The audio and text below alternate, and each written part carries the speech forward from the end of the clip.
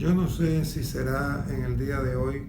I don't know if it's today, but I'm sure that it will be in the following days.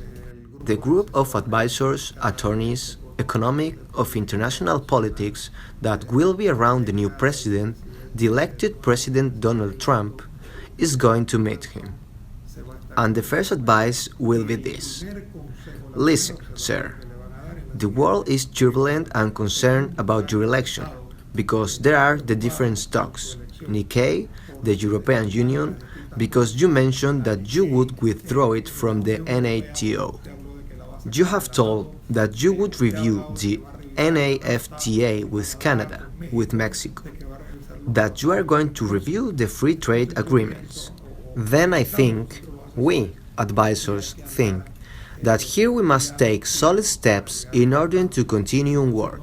You need to slow down, President. You must design a policy that will permit us to live in the United States in the economic relations with the other countries. What I mean basically is, one thing is the hard things promised to impact borders, and another thing is when you have already the responsibility to rule the country with the largest economy in the world.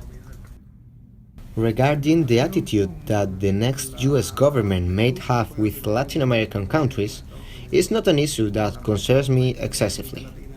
I think that the United States will have to act as even Republican governments have acted, as both Bush governments, in the sense of respecting the other countries.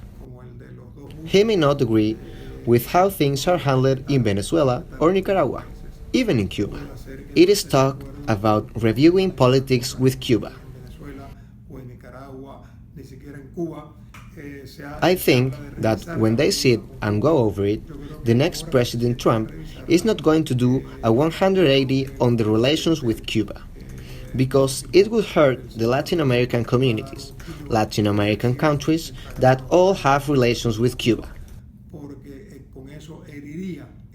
Yes, the United States is a member of the OAS, and even though Cuba does not belong to that organization, they do have relations.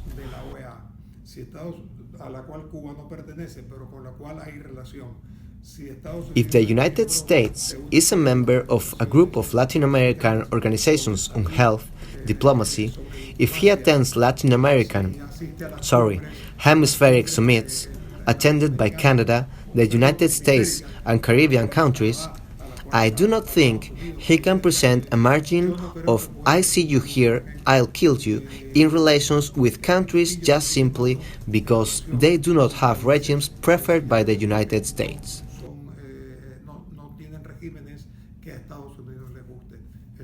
The United States will have to respect and will have more or less intense relations with those it likes and those it dislikes.